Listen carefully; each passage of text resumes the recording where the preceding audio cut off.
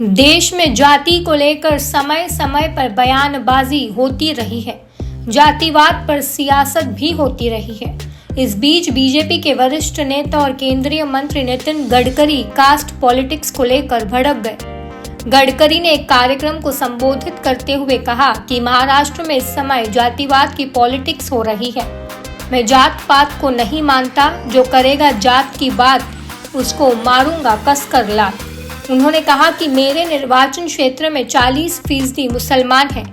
मैंने उनको पहले ही कहा है, मैं आरएसएस वाला हूँ, मैं हाफ चड्ढी वाला हूँ। किसी को वोट देने से पहले सोच लो कि बाद में पछताना ना पड़े। जो वोट देगा मैं उसका काम करूँगा और जो नहीं देगा मैं उसका भी काम करूँगा। महाराष्ट्र में इस साल विधानसभा चुनाव होने हैं। विधानसभा का कार्यकाल इस साल 26 नवंबर को खत्म हो जाएगा। अक्टूबर नवंबर में यहाँ की 288 विधानसभा सीटों के लिए चुनाव होंगे। पिछले चुनाव में बीजेपी को 105, शिवसेना को 56, एनसीपी को 54 और कांग्रेस को 44 सीटें मिली थी। हालांकि चुनाव के बाद शिवसेना एनडीए से अलग हो गई और उसने एनसीपी कांग्रेस के साथ मिलकर सरकार बना ली। शिवसेना के उद्धव ठाकरे मुख्यमंत्री बने।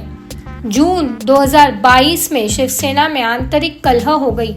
इसके बाद एकनाथ शिंदे ने पार्टी के 40 विधायकों को तोड़ दिया। एकनाथ शिंदे बीजेपी के समर्थन से मुख्यमंत्री बन गए। अब शिवसेना 2 गुटों में बंट चुकी है। शरद पवार की एनसीपी भी 2 गुट शरद पवार और अजित पवार में बंट गई है। शरद पवार ने हाल में दावा किया कि महाराष्ट्र में इस साल चुनाव में महाविकास आघाड़ी कांग्रेस शिवसेना ठाकरे गुट 225 सीटें जीतेगी। महाराष्ट्र की 48 लोकसभा सीटों के लिए बीजेपी, शिवसेना शिंदे गुट और अजित पवार की एनसीपी ने मिलकर चुनाव लड़ा।